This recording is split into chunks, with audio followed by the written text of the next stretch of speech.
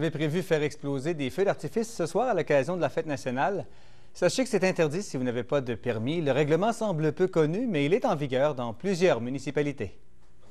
Des feux d'artifice comme ceux-là sont disponibles dans plusieurs dépanneurs. Il est très facile de se les procurer.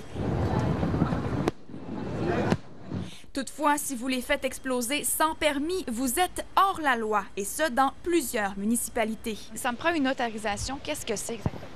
C'est une autorisation de feu d'artifice pour les citoyens, spécifique pour eux. Saguenay a uniformisé son règlement il y a 1 an, mais ailleurs, c'est en vigueur depuis un certain temps. Fin des années 80 à Alma, depuis 2004 à Roberval. Il faut être sécuritaire. Le problème, selon cet artificier professionnel, c'est que les gens ne sont pas au courant et que le règlement n'est pas appliqué comme il devrait l'être. Il y a beaucoup de personnes qui n'ont pas l'expérience nécessaire. Ils font un feu par année, donc ils n'ont aucune expérience au niveau du déploiement.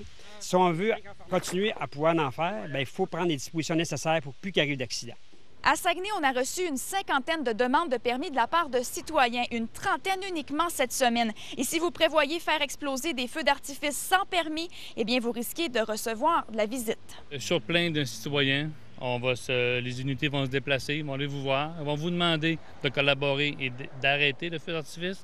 Mais même s'il n'est pas connu de tous, le règlement ainsi que son application plus rigoureuse commence à se faire sentir dans les points de vente. C'est sûr que nos ventes au niveau des produits de feux d'artifice, ça a baissé considérablement depuis l'an passé. Là. Cette année, bien, on va voir avec l'événement de la Saint-Jean-Baptiste quelle tendance que ça va prendre. Le dépanneur songe même à arrêter la vente de ce produit.